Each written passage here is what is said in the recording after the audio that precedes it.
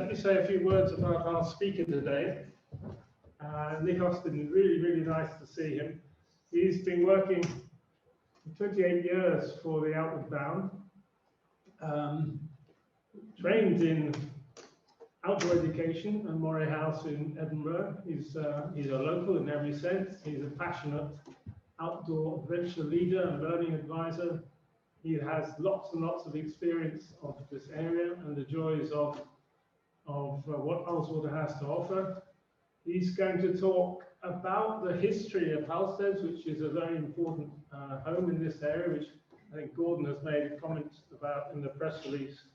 I'll just read out what Gordon Lightburn said in relation to the story of Hallsteads, its founders, the Marshall family, through to the Outward Bound succession, pioneering to become one of the foremost adventure training centres in the country, represents an important segment of our cultural heritage here within the Ullswater Valley. So the combination of Hallsteads and also the story and succession to Outward Bound is a fascinating one, and I'm sure Nick will keep us all very much amused. He has lots of slides. He tells his story through slides, which is very nice. So without more ado, I will pass the floor to you, Nick. Thank you very much, Tim. Welcome everybody here and on Zoom. I have no idea who's out there, but it's nice to be talking to you all. So I'm Nick from Outward Bound, 28 years. Tim invited me to look at some of the past talks. I'm not a historian. I have gleaned. I've gleaned some information from when I did my induction from colleagues like our friend Phil Williamson and others who taught me all there is to know when I arrived. I've had the pleasure just recently of meeting Janet and Alan Wedgwood, whose ancestors lived and stayed at the house for a little while. And I've done a little bit of research online and etc. I hope that the information I'm giving you is accurate. It's quite a personal approach. It's not an official Outward Bound approach. It's my take on what I've learned that I can share with you. I guess my perspective is that I've done the Ullswater Way and loved it, and I'm imagining if I was to look across to Hallsteads, what would I want to know? And so that's my perspective. In brief, I'm going to tell you about a little bit about the story of the house, who built it, who lived there, and then something about Outward Bound, who've had it in the last 70 years. So that's the building. It was built in 1815, and since 1955 it's been with Outward Bound. So when you're doing the Ullswater Way, you can just about see it. It's not, there's a little, you can see Gowborough Bay up there, and you can just see it in the trees. One of the big things that's changed is that the trees have grown up around it, so it's harder to see. But you can see it from Gowborough and the Gowborough Traverse, and you can see it from the Hallenfeld side. So there's a better view from looking down to the left, the building on the left, that's the view from Hallenfeld. What I would say is if I say anything that you don't understand that needs clarifying, do put your hand up and I'm happy to do that. If you're asking for my views on things, we'll wait till the end. There's the Ullswater Way map. You can see that we're missing, but we are just here, just opposite Howtown. On some other maps, we appear as Ullswater Outward Bound, and we've also got our other centre as Howtown Outward Bound as well. So these two places here. This map I borrowed from one of your previous talks. I screenshotted my lecture. And so in 1780, Hallsteads appears on the map. So clearly there was a building there before 1815. If anybody knows anything about that, I don't. But on this map it does appear. There was something there. Somebody lived there, or there's a building there. On the Ordnance Survey maps, Outward Bound is marked as Outward Bound Mountain School, which was an earlier name that we called ourselves. So who built and lived at Hallsteads? So in the middle, we've got Jane Pollard.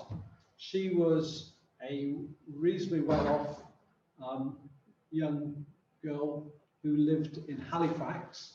And she went to school in Halifax and became very good friends with Dorothy Wordsworth, who was also in Halifax after her parents died. They were good friends at school, they were neighbours, and I think for the rest of their lives they were very, very good friends. And I put the house really down to her love of the Lake District, which I suspect she got from Dorothy.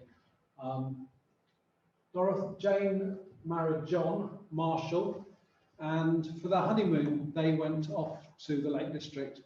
And when they were thinking about building a house or moving to the Lake District, they sought William Wordsworth and Dorothy Wordsworth advice on where to put it, and also how to style the grounds, etc. Just a little bit more about John Marshall. It was his money that built the house in the first place. So he grew up in Leeds. He was a miller, and he found some expert machinists from the northeast, and he built some factories in Leeds to make linen. The factories were apparently some of the biggest in the whole world, and they were really formative for the development of Leeds as an industrial city. So here's some images of the factories. Some of the things I found quite interesting was that to keep the factory the right temperature and humidity, they had a grass roof, and they had sheep on the roof to keep them. And the sheep couldn't climb the stairs, so they had a hydraulic lift to get the sheep. I think that's very fun. There seems to be a bit of a debate online about was John Marshall a good to his workers or not. He was certainly he was a bit of a politician. He was part of the Whig Party, and he certainly did, I think, quite a lot towards education in Leeds.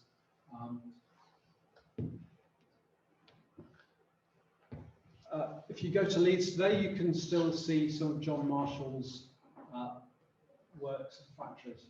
So John Marshall made a lot of money, and he built Hallsteads, and he also bought a number of other properties, including Patterdale Hall and others in the Lake District. He became a very, very wealthy man, a big landowner. And Hallsteads became both their summer holiday home, their summer residence, but also I think there was essentially where they retired to and lived most of their later life. This is an early painting, the closest I could get of any image back in those days, 1875, thanks to the National Trust online. And I think it's remarkably similar to the view today, really. That's the view from our staff lounge through the window. The window has been relatively recently refurbished to maybe the original. And the view is fantastic. But I guess the big change is that the trees have all grown up. And so, as I said, you can see less of the lake from the house. Just going back, the trees are not there.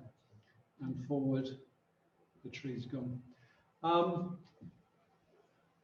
Inside the house, there's some bits which we've kept really a little bit like the older, like it would have been perhaps in the 19th century. We've got some of the older paintings. This whole stairwell area is a bit of a memory for that time. It's a beautiful part of the house. If you look in the other direction, at the top of the stairs, we've got these two portraits. The one on the left says that it's John Marshall. It's quite interesting that it doesn't look very much like the John Marshall in the painting earlier. So whether it is a different sort of portrait, or whether it's a different John Marshall, or we've made a mistake, I don't know. If anybody knows the answer to that, I'd be grateful. The rest of the centre doesn't look like that. So typically we've got dormitories for accommodation. we've got dining room for eating, and we've got learning spaces for the young people today to do their reflective practice before and after adventures. That isn't actually this dining room, it's the one at Hallsteads, but it does look very similar. I thought it was worth mentioning the house next door, which is the old church. So you see it's just across to the east of Outer Bound, to Hallsteads. And I think John Marshall built this one as well. I'm not 100% sure, but certainly Jane Marshall, John's wife, her sisters, she had, I think, 2 or 3 unmarried sisters, and they lived there. So she had her favourite people on hand. When I moved to Outer Bound, I was told that that's for the servants' quarters, but on Google, on various places online, it seems to say that that's where the sisters lived. So she was happy with the sisters there. Some of the bits of the grounds that are still kind of there, there's this line of yew trees which follows a track or a path. And I kind of imagine that 100 years ago, that may well have been, or 150 years ago, that might have been a beautiful line of yew trees, whether shaped or making a hedge or a bit more attractive. There's an extension piece of grass which we call the glade. I was told it was called the javelin glade because in the early days of Outer Bound, I suspect that they threw javelins there to build their strength up. We don't do that anymore. But I think in the early Victorian times that would have been where they would have been promenading. That's the formal way you meet people and you walk up and down the glade. Other features that are still there from the early times is quite a number of trees were planted. This is our biggest tree, a sort of giant sequoia or Wellingtonian, and so we're really grateful for the planting that they did all that time ago. This ditch here we call the ha-ha, and I believe that was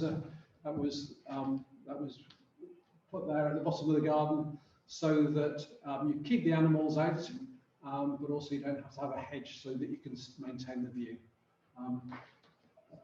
Unfortunately, somebody recently fell down the ha-ha, and so we don't have to have warning signs. The other thing special for this is the tree on the left. We planted that in memory of a good friend of ours who died in 2001 in a road traffic accident. And I think when I first moved to Outer Bound, of all the people, she was the most inspirational instructor. So there's just a little remember there. It's an almond tree which it's got some grapefruit growing at the moment. One of the interesting stories that we're all told is if we look across from Hallsteads, from Outer Bound, across the lake, you see Scale How Beck. So this is just beyond Sannock. And you can see there's a waterfall. Our understanding is that Mr. Marshall in his day was advised, I would guess, by people like Wordsworth, that your view is almost perfect, but not quite, because there is no waterfall. Because in those days, the waterfall was hidden by rocks or trees, and so they sent the man up with the dynamite, and they diverted the stream, and still to this day, it's been diverted, so you can see the waterfall. And if you go up there, you can see that it would more naturally go in a hidden cleft, and it is diverted. This bit, so Water Nook House, which is across just about at Hallsteads. So it's been very nice to meet Alan Wedgwood, and Alan's great grandfather was a boy at Hallsteads, and he remembers that the children, when they were so the Wedgwoods basically took over from the Marshalls. They would lease it, I think, from 1885 to 1915, and that was their summer residence. And the children would stay at Waternook, and in the mornings they'd be looked after by their nannies. In the mornings they'd row across to meet the parents at Hallsteads. I think that's quite a good little story. And and I guess still today we link the two sides of the lake between Howtown and Ullswater and Hallsteads quite a lot. This is a thing that that Janet and Alan sent me a picture of. It's a tile, kind of a memory of their time at Hallsteads that summer. And we got various signatures and various photographs of Hallsteads. Certainly one of the bottom is very clearly very similar to the painting and that kind of views. And I guess it's some of the people that stayed there, and I guess it's kind of making the connection between what they valued about the place and what we value about it today. So I mean, one of the extraordinary. So Rafe was one of the youngsters at that time, and apparently he walked in 24 hours from Newcastle to Hallsteads. He was obviously very, very fit, but he also must have loved the place. And then Felix, he obviously loved the mountaineering, and he went away, became an alpinist, and made a couple of first ascents in the Andes. But like many in that generation, was killed at the Somme. They shared some letters with me of folk who were there, and this is one letter from one brother to another. I just like that. He said, "I too have gazed my last on Hallsteads for 1894. What a perfect place it is, or was, so long as we were there." And so, the affection for the place was clearly very strong for them. And this one, I think, is another part of the same letter, and it really illustrates some of the adventures, some of the walks that they used to go on. So, they would go up Glencathra for the day, and we wouldn't dream of doing that. We'd always take the minibus, or take a coach, which is a pony and trap, I think, to Shap, and then walk back. So really quite big adventures and long walks. So this is an account of a climbing expedition, or they clomb. I like that. And they went up Bede Head, probably by Thrang, we think. And they, related to the Wedgwoods, the first cousin was this famous gentleman, Vaughan Williams, who was then very famous for his music. But obviously, the Wedgwoods were not particularly impressed by Vaughan Williams's athleticism. They complained that he was very slow and had a big back tie.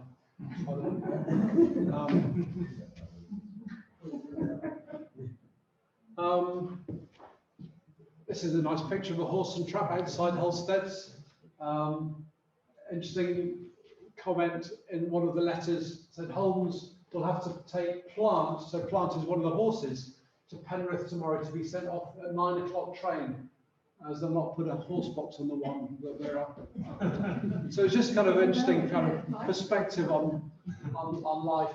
One thing that tickles me is that our current head of facilities and acting head of centre is also a Holmes, and he also has to fix things like logistics and broken buses and that sort of thing.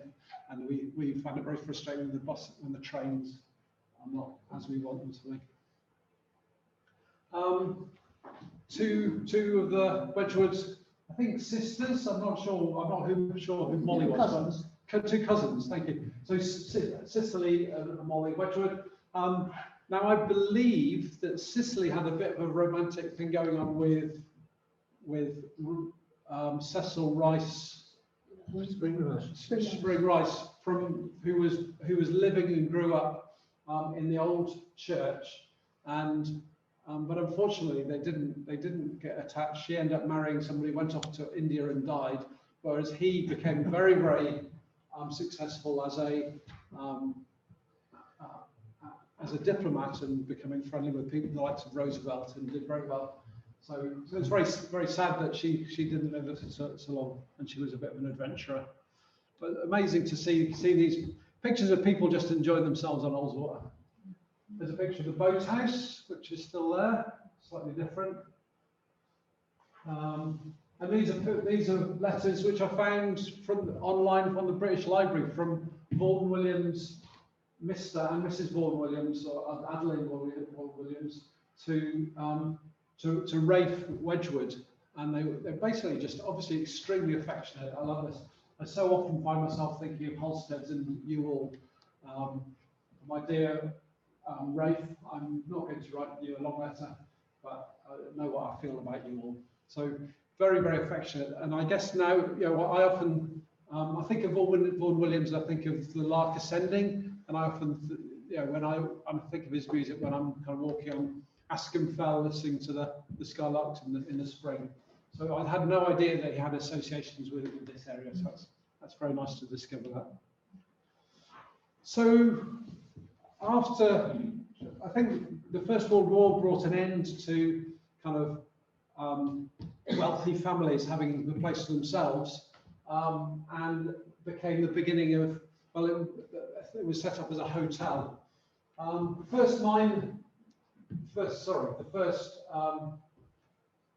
first 5 windows is the original house that was used as a home. Everything else past that was a hotel, which we believe was built post First World War.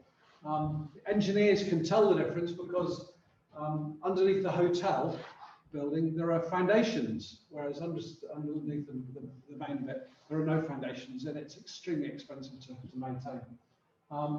Beyond that, the lower single floor building was like a teaching lecture theatre built by Outward Bound in I think the 50s or 60s.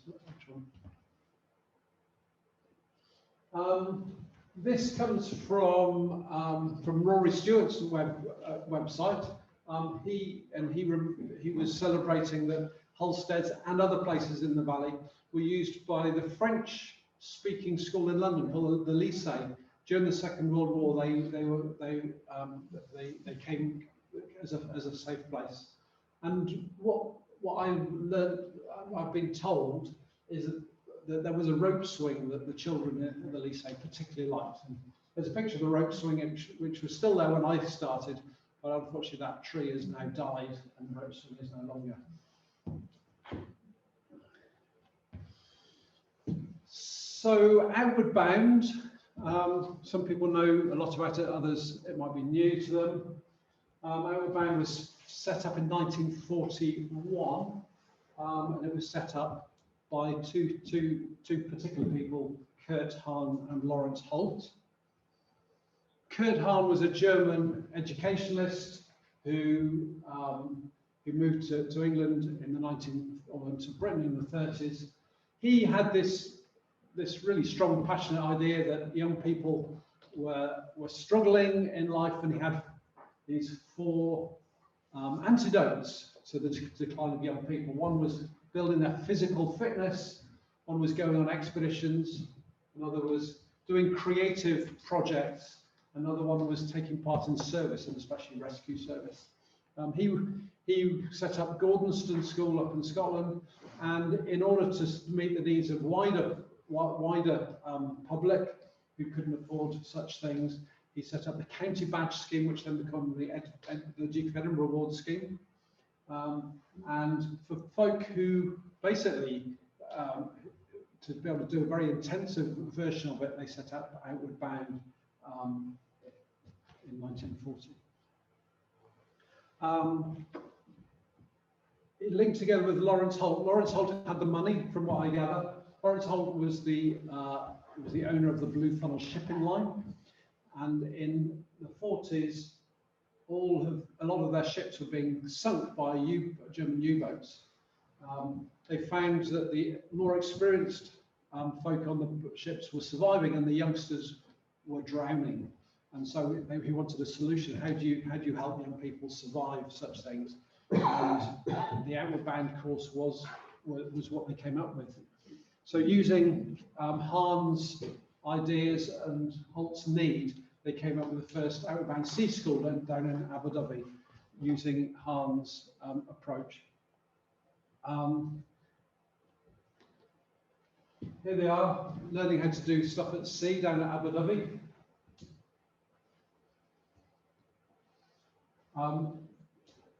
If you remember Kurt Hahn's idea of physical fitness, and also expedition work.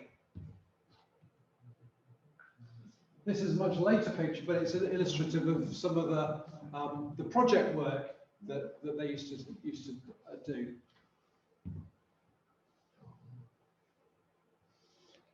In the 1950s, the sea school was so successful, and not just for people at sea, but also lots of young people who were at work, but also young people in all sorts of walks of life.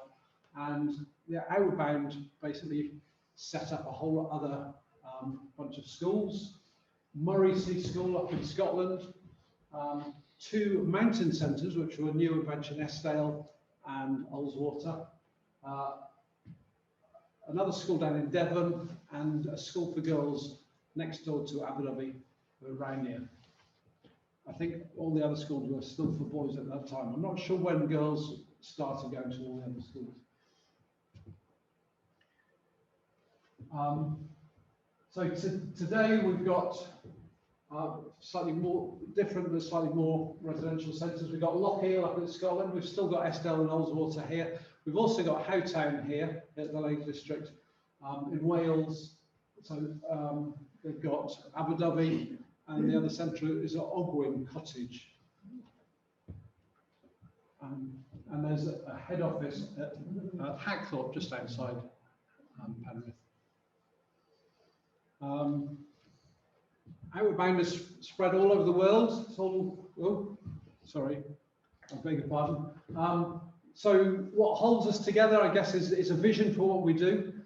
Essentially what we do is adventurous activities, plus lots of reflection. And through that reflection action process, young people learn about themselves and become more confident and more content and better at working with each other and understanding their relationship with nature better. But the phrase that holds us together is we're all better than we know. If only we can be brought to realise this, we'll never settle for anything less.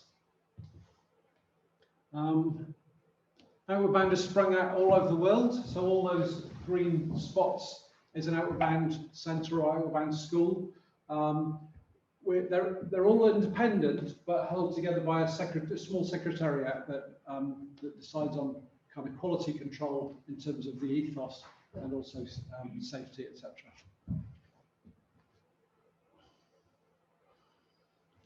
So some images of Outward Bound at Ullswater, past and present.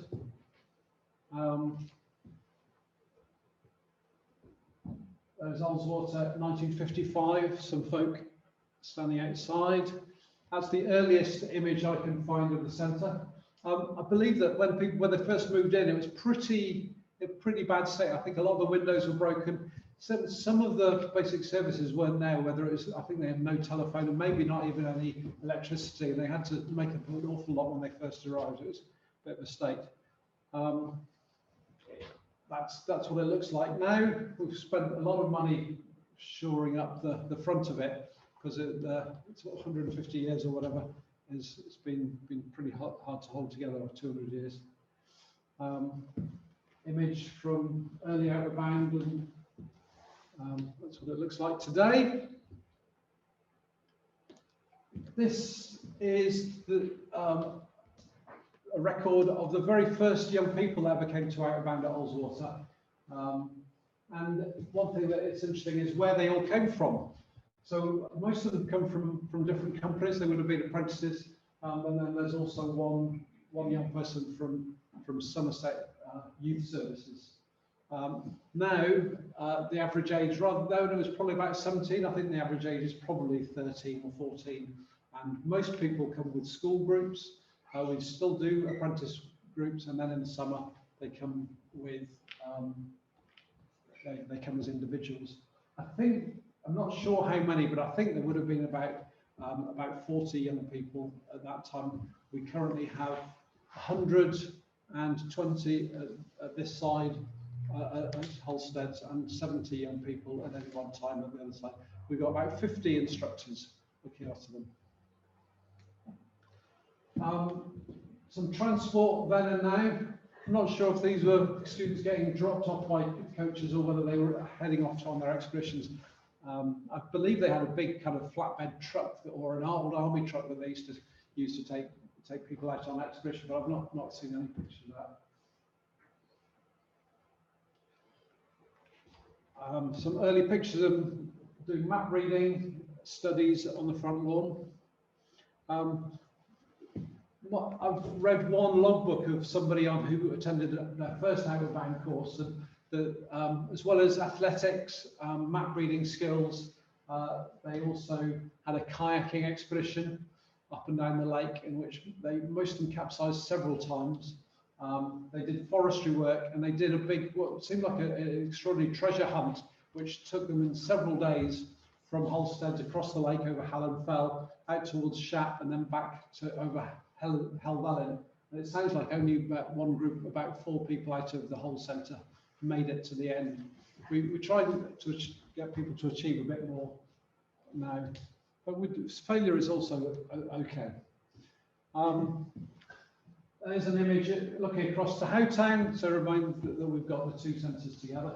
There's some of the folk canoeing underneath Waterloo. Within the grounds, we've built these pods. There are 10 of these pods, so one is a learning space for the young people to do their reflections after their adventures. We've also built some more places for maintenance, fixing up the boats, etc. We've recently built brand new stores. So each group has got a kit area where they can store their kit. You can see that we've got a grass roof. We haven't got sheep or a lift for it, but we do have a grass roof on top of our kit store. And there's some of our kit in the kit store. And it's all organised so that the young people manage it themselves and develop their kind of employability skills while with us. The building on the left is a brand new accommodation, but I'm just showing it in juxtaposition really along with the clock tower, which is one of the older features there. So we kind of try to bring the 2 together. There was a volleyball court on site up until I think about the 1980s. It's now a car park. I remember playing volleyball, not in that court, but we had more trips to A&E because of volleyball. And I was looking on Facebook. There's an alumni Facebook page, and there was this whole discussion then about how many injuries they had on volleyball. So it was great fun, but not necessarily wise. We do have a need for cars. 2 interesting features on this. There's a flag. We don't have a flagpole anymore. I think they would raise the flag at the start and end of every course, the Blue Peter, which flag, which is a kind of traditional thing. Also, there's the windsock. The bit of field there was, I believe, one of the first purpose kind of thought out helipads for the mountain rescue. There's at one time a ski slope on site. That's now gone. It's been replaced by the maintenance. Well, it went ages ago, but the maintenance shed is now there. These folk are jumping in the lake at the beginning of this course, and it's been a tradition, I think, all the way through. That's jumping in the lake. Obviously, we've now got slightly warmer kit, so we can go in the middle of winter with youngsters, but it's still a very favourite activity. We tend to go once at the start of the course. They used to go every single morning at 6:30. They used to build improvised rafts, and we still do that. I think they're a little bit more chaotic. Again, health and safety, we do try and make sure they don't fall apart in the middle of the lake nowadays. They used to kayak, and we still canoe. Again, the kit's a bit different. They used to go up big white mountains in the snow, and we still manage to do that today.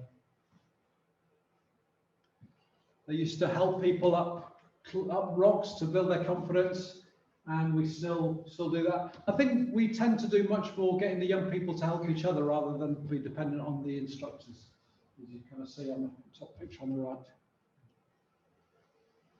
We still do expeditioning. Folk kind of follow the leader, but also lead themselves out in the mountains. They camp, and there's a modern tents that kind kind of fairly similar, but clearly they would be lighter weight these days.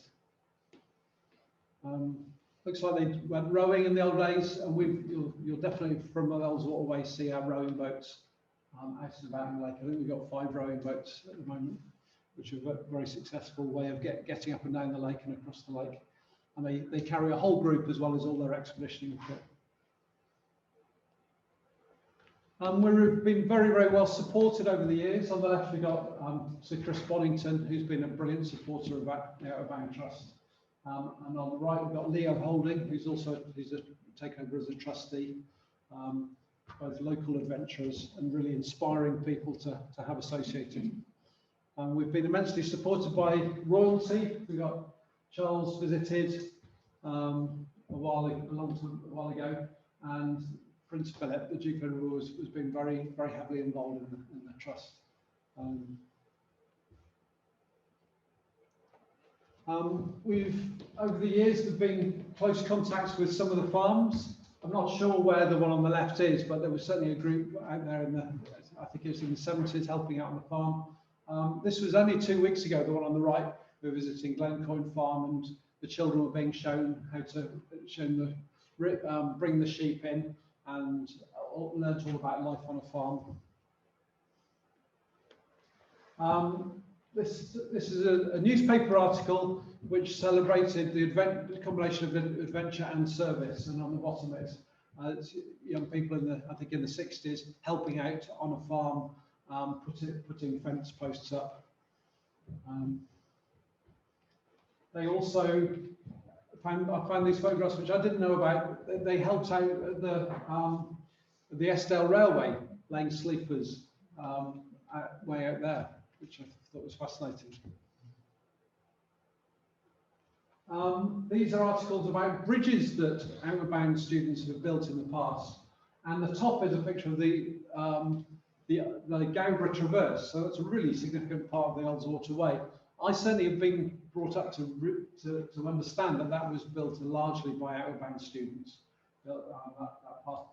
The bridges at the bottom, one of them is Scale High Beck, which is obviously part of the Ullswater Way, which would have been built back in the 60s. And other ones that I know about would be that one of them is below Red Tarn, and the other one is on the other side of the valley. Still today, instructors work with young people on environmental projects. On the left, we've got instructors learning how to split wood and do things like cutting trees and planting trees. On the right, the instructors are learning about fixing the fells and clearing the ditches. So a lot of our students, as we go on their fells, we clear ditches as we go along. This is a way of supporting the Fix the Fells project. Since I've been working with Outward Bound, we've worked in partnership with all of these organisations, mostly in the valley, but also in Penrith and a little bit further afield, doing various projects such as tree planting, litter clearing, making footpaths, clearing invasive species. I'm just trying to think of other things that we've done. But it's been a great pleasure to do some of that work. Oh, and clearing up after Storm Desmond, I think we did a lot of work with the National Trust around that. Mountain rescue was a big part of the Kurt Hahn vision, and back in the day, all the youngsters would learn about rescue techniques, and they would actually be part of a rescue team. The article in the middle is an account of the young people who were at the centre. They were called out to do a rescue. They found a gentleman up in the crags, and his name was Dr. Ogilvie. He happened by coincidence to be the chair of Patterdale Mountain Rescue Team. On another newspaper article, I found that a boy who was particularly nervous went over, I think, towards Hallswater and found somebody in the crags who was injured, and that was what's his name, who owned the outdoor shop in Keswick, very famous, George Fisher. Yeah, so they end up rescuing George Fisher. So I just think it's extraordinary. We don't do that with our young people anymore, but we stopped as a rescue team, I think in '93, which is when I first arrived. But we're all in, if we want to join the rescue team, we can. And there's a picture of Dave Gracie, who's a very active member of Patterdale Mountain Rescue. He's one of our instructors. We still do a bit of the lake rescue. I think as the mountain rescue could do much better work with, they've now got a better boat. In my time, we were the main rescue organisation. We've stepped back quite a lot, but we still do get involved in the lake rescues. Over the years, they've invested in various forms of Land Rover. There's some examples of them as a mountain rescue base. Looks like in the '68, Outbound Ullswater Mountain Rescue set up this box, like a rescue box, up by the knot. And I think there was something still there when I first arrived. I don't think there's anything up there now. I think that, but the idea was if you have the kit up there, that you can help yourselves a bit more. I think it was Squadron Leader Lester Davis was particularly excited about motorised stretchers, and they went through various iterations of motorised stretchers, which they got very excited by, and I don't know how successful they are. They don't seem to be using them these days. This was how Town and Ullswater linked together, and they thought, well, we know that the Coast Guard keep watch on the sea, maybe we should keep watch on the lake. And so they, on windy days, the boys at both centres would take it in turns to keep watch. And still, you can't see it very well, but there is, just in the woods here, there's a metal frame, and that was built as a metal stand in which the boys would have sat on there and keeping watch on windy days to see if anybody was struggling. And apparently, on the very first day, they did actually see somebody come to harm, and they rescued them. Seems extraordinary to me, but that's what, it was successful. So, okay, the reason I've come here tonight is to ask you lot a question, because I don't know. I often canoe up and down the lake, and I see this and other ones. I think there are 4 of these, and I wonder if anybody knows what they are. This is the best preserved one. It's a concrete with a top on, and the other ones, all the sandbag stuff is gone, and I don't know whether they were for gun emplacements in the Second World War or lookouts for something. If anybody knows what those are, that's why I've come along tonight to find that out. Having showed you our funny bit of metal. Outbound Ullswater they did tent design, and still today we do choose the design of our own tents. And they're remarkably sturdy, the ones that we use. I think they're probably better than that one.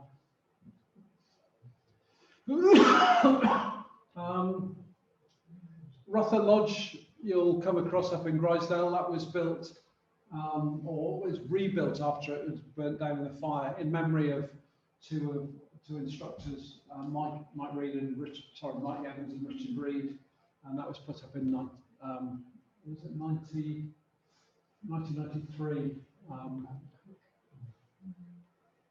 So that's it's still used. It's especially in poor weather when we've got students where putting a tent up wouldn't be such a good idea. So I think it's been used this week quite a few times. Outbound has had its challenges. This is back in '68 as well. There was foot and mouth in the Lake District, and Outbound Ullswater just figured that they could not operate, and so they all went off to Luxembourg.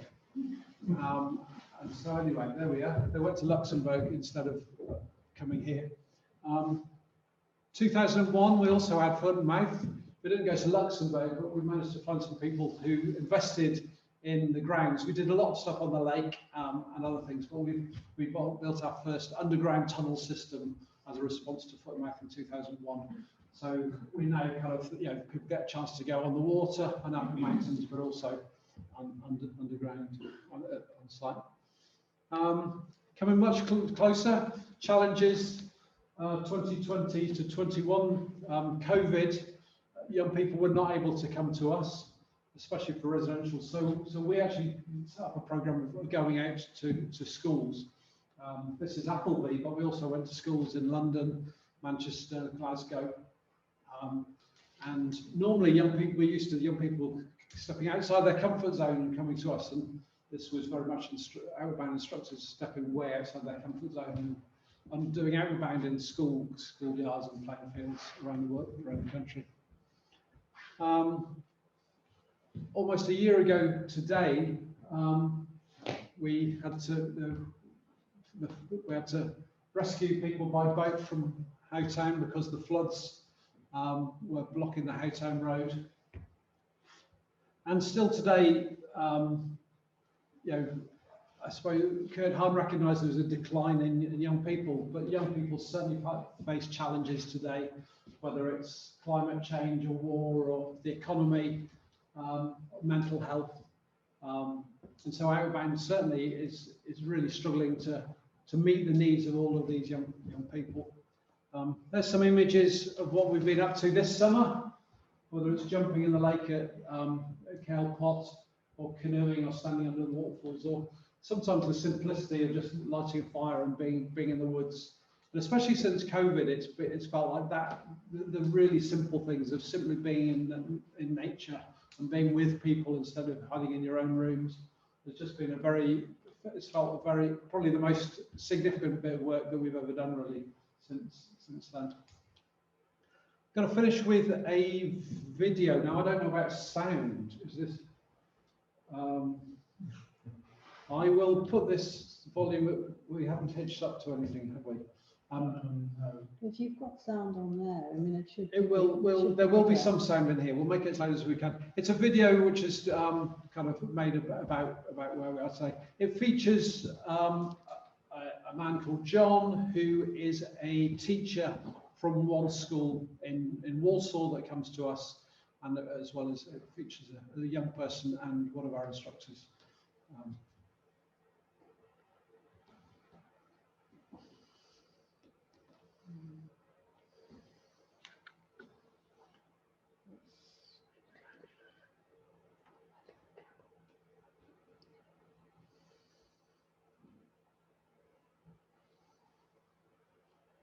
Is this going to work?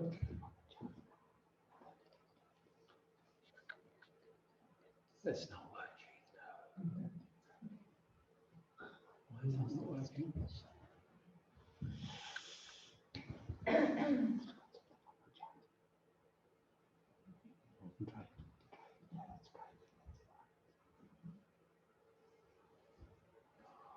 Oh dear.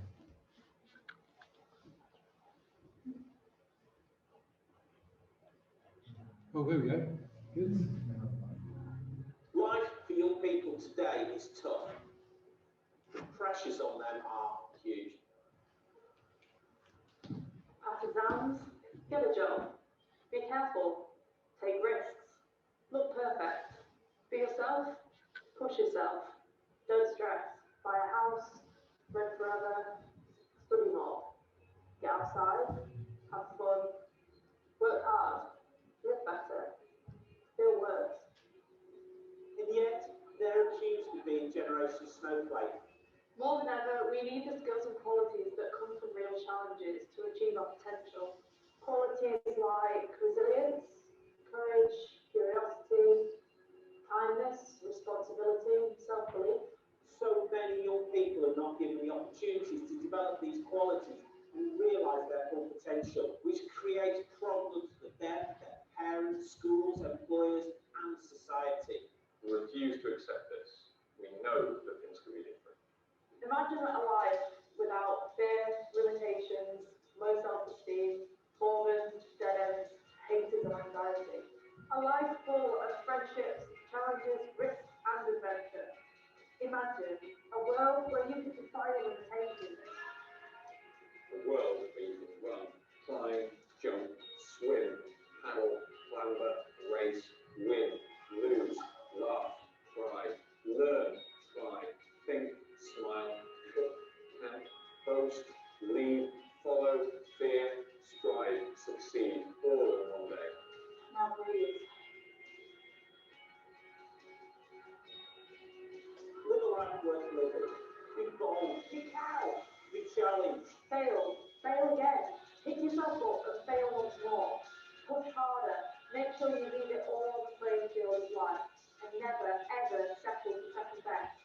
Be a student, graduate, trainee, colleague, sister, brother, mum or dad, but remember, you're always capable of more. I will never again take frozen waste. And what do you think? Together, we are outbound.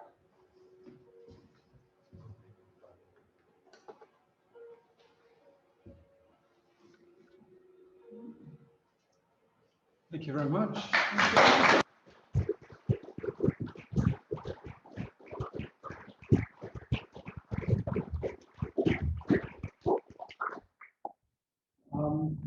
Just for your information, the last slide has got all the references on, but we don't have to.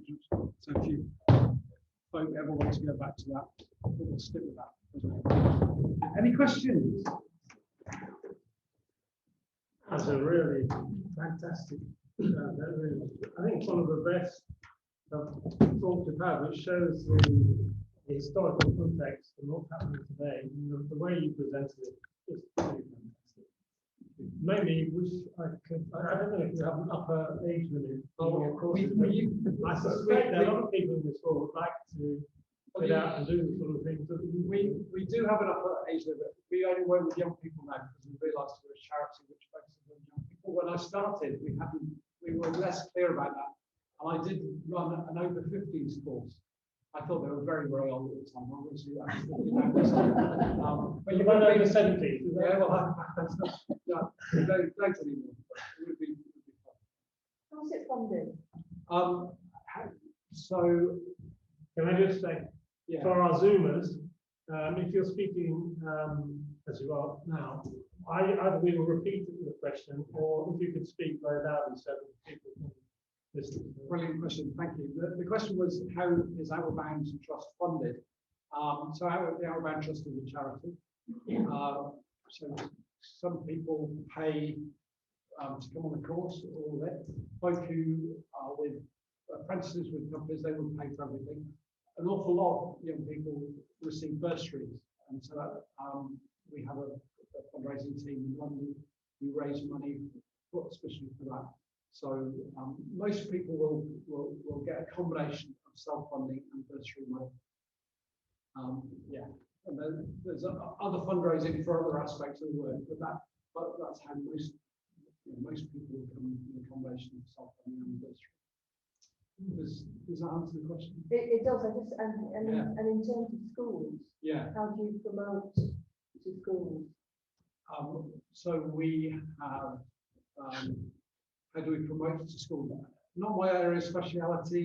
We have a website. We have a team of folk living locally in the region. So we've got somebody posted in the north, somebody in London.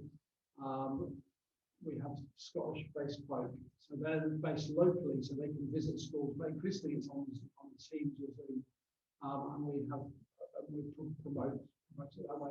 Often it's word of mouth, because that seems to be the most powerful way of communicating.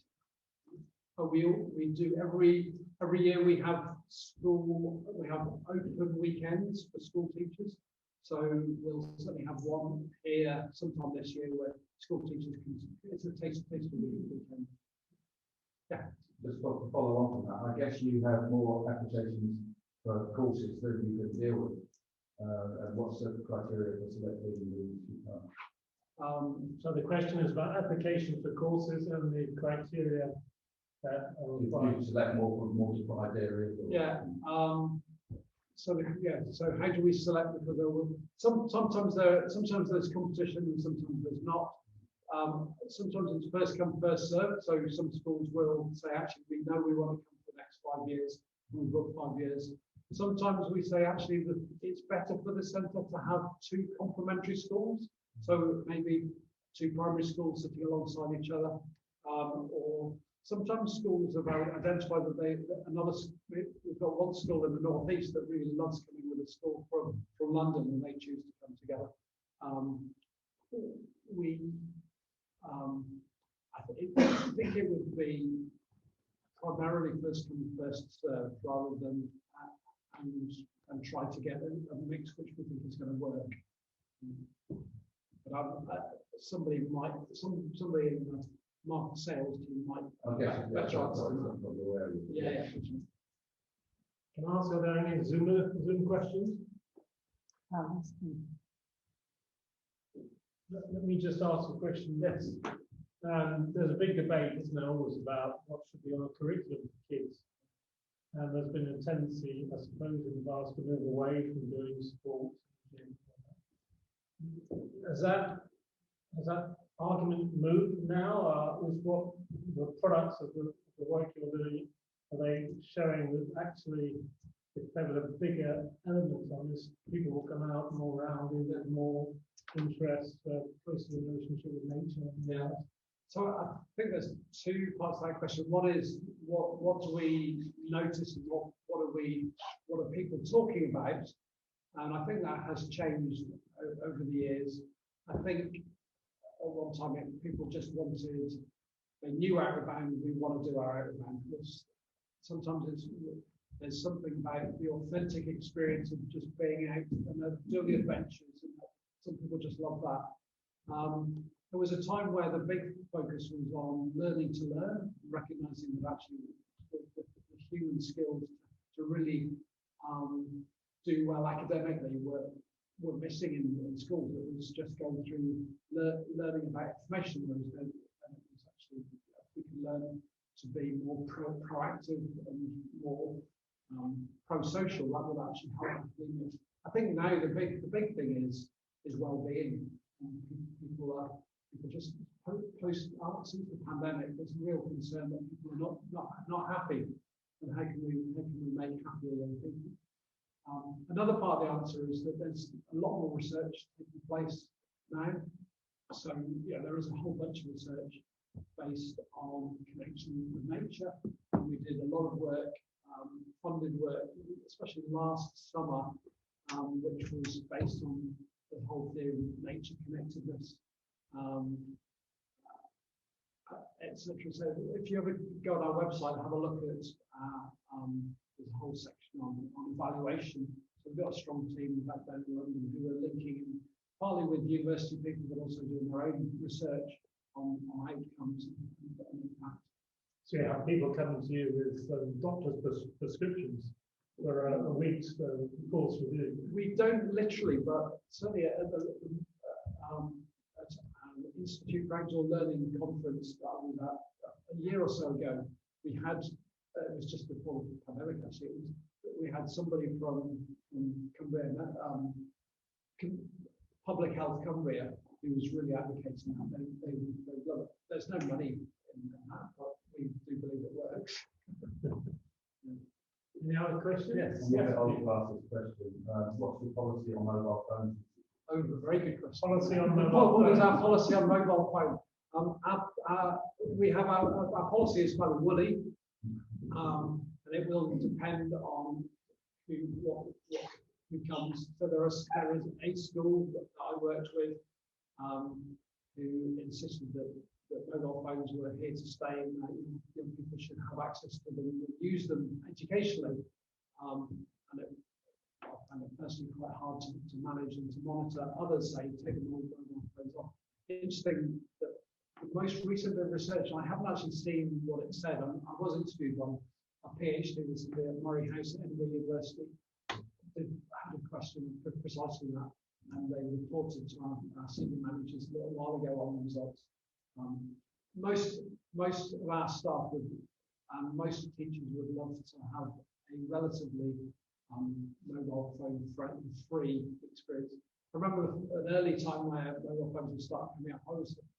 We were sending, I think, Swirl Edge, and the weather was inclement, but it was very atmospheric. It felt a really dramatic time, and we just came over onto the plateau and suddenly everybody's mobile phones went off. It was just like, this is where, and now we're just used to that. But it was most of us don't like them, but at the same time I've got one in my pocket and I use it for navigation, I use it for photographs of lots of social media, so we're all hypocrites. Yes, so do you cater for individuals or is it just groups? The question was, do we cater for individuals or just groups? In the summer, we cater for individuals. So some holidays, everybody comes as an individual. What's the duration? Is it a day or a week? Or So in the summer for individuals, we have a range of courses. We have a 5-day course, 7-day course, a 2-week course, and a 3-week course for individuals in the summer. And they're also sometimes people pay fully, and sometimes they're significantly supported by bursary funding. Often we make links with other clients that schools will make links with. But there's also quite a few charities out there that support them. Did you have the waiting list? Does it get full up? In terms of individual courses, I think that it does get filled up, but kind of in the summer time, I don't think it would fill up very, very quickly. I think for weeks or during term time, it does fill up, and you might have to compromise on when your week is, or go to a different sector and that sort of thing. But in the summer, I think it doesn't fill up so quickly. And a lot of people who had involvement in Outward Bound back in the day, they would be firm believers of the 1 month course, and be very frustrated that we don't do the 1 month course. But actually, it really isn't demand for spending that time. So actually, 2-week course. Most people that would be enough. Most people, many people want 1 course. What's the youngest age you take somebody?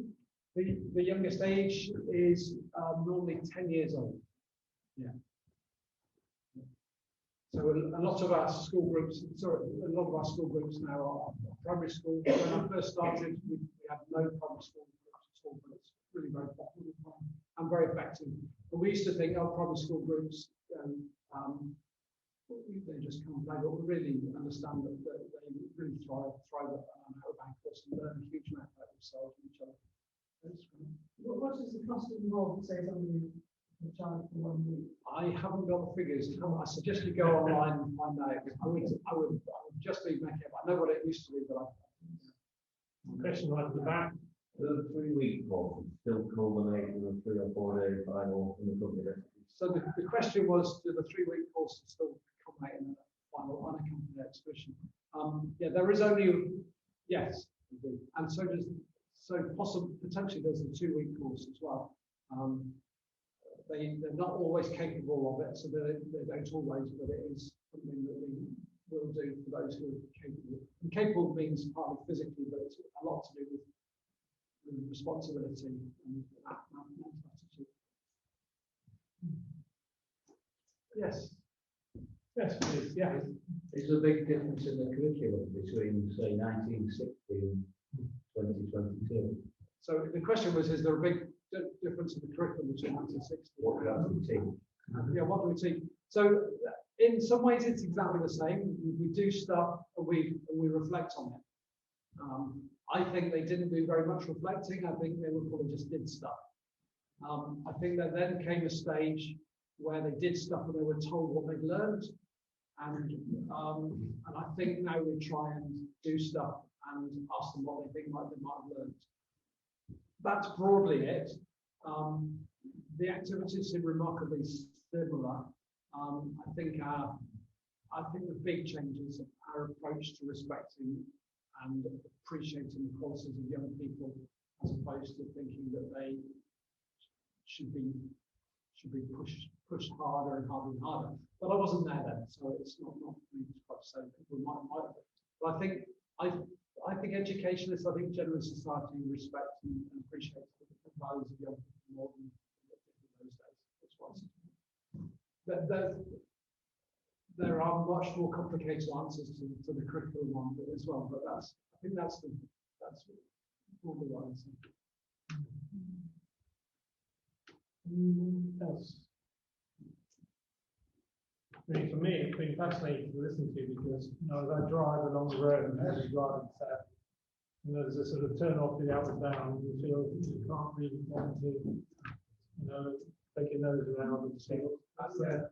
So you sort of open it up and you missed it. Really fascinating. I think also I throw down the gauntlet a bit on this elderly people. I'm convinced. Yeah. There's a huge market out there of people of a certain age who would like to do sort of things that you see kids doing, messing around with boats. Absolutely. I'm sure there's an interest. I'm sure there are people out there who would deliver. Well, there's plenty of people who deliver adventurous things. I think one of the great improvements I think since I've been with Outbound is the clarity of purpose that we've got. I think, our leadership in recent years has been really very, very clear what our charitable purpose is. Whereas when I started, we kind of would do anything for anybody so long as it seemed to fit. Or make a bit of money. I don't know whether Gordon, our chair, wants to say a word. Just to say thank you. Yeah, thank you very much, Nick.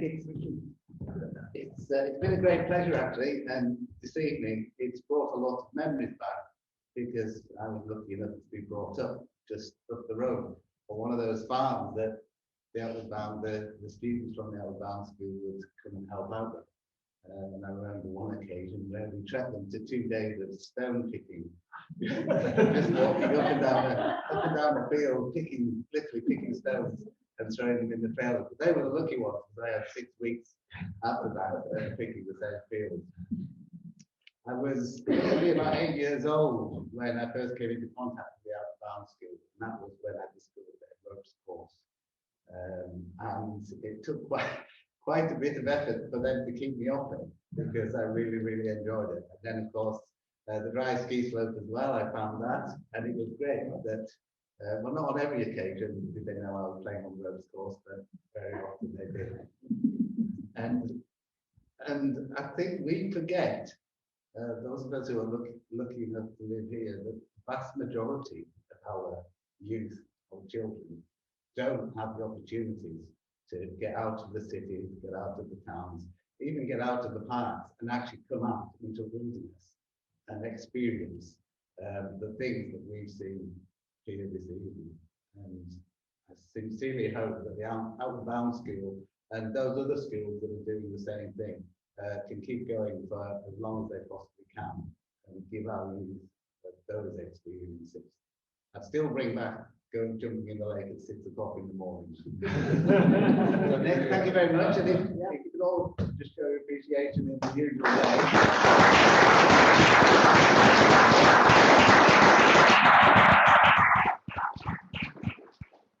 A couple of fun points. Firstly, I posed the question to you. Traditionally, 50% of any revenue coming from any donations goes to I think charity even Rivers Trust. Even Rivers Trust. Yeah. Okay. So, and also there's a sheet that raffle that anyone who board wishes to make a contribution online, we have a donation link. And the last thing is just to say that our last talk is going to take place on the 3rd of November. The topic is Marmalade Manor, the story of Dale Main and historic Ullswater Estate. And it's going to take place at the Parking Memorial Hall in Tweedy Bridge, and it's going to be given by John Elders, the head guide. I think it's going to be a fascinating talk. Lots going on. I was just in a local shop the other day, and I gathered there's now a new marmalade gin being produced. You know, we have in this area the Chestnut House with 400 different varieties of gin. Well, it's now 401. That was a result of this strong collaboration between So thank you once again for your time and a huge effort in putting that together. Really, really appreciate it. Thank you very much.